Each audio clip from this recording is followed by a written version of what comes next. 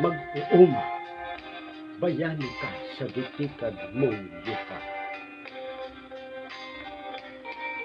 Mabuhay ikaw mag-uuma, bayani ikaw sa gitikad mong yuta.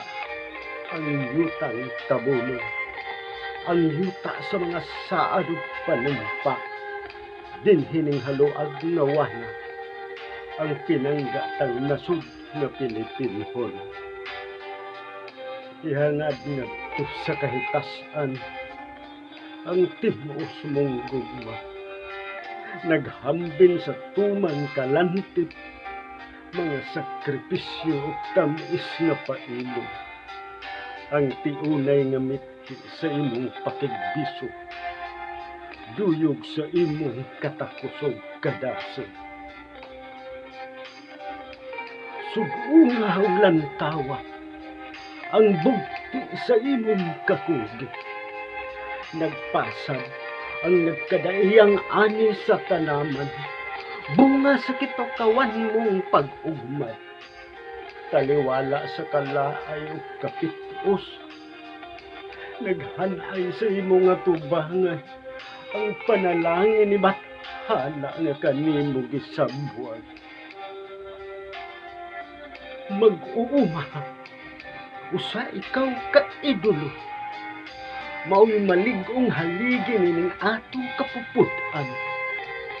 Ikaw, ako, kitang kadaghan, usag-usa ka nato nagkinahanglan. Sa imong pagpakabana sa yutang gitikan, aron lamang makabot ang kabulahanan na imong gidamgo o gilauman.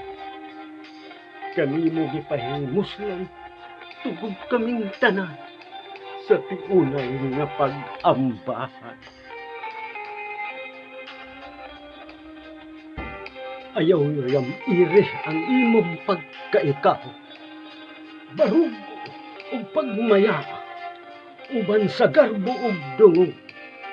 Ayaw talikdi ang yutang tabuno, nagidigo sa daghanang mga luha o singot, sa walay puas nga pagpaningkam.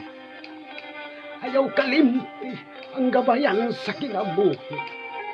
Hinunua, ibayaw ang imong balatian, ngadto sa kapunaw-punawan.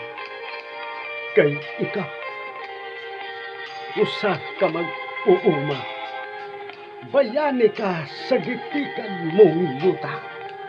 Bayani ka sa kagahapon, bayani ka sa bag-ong katiliban, bayani ka sa walay katapusan nga kabuntagon.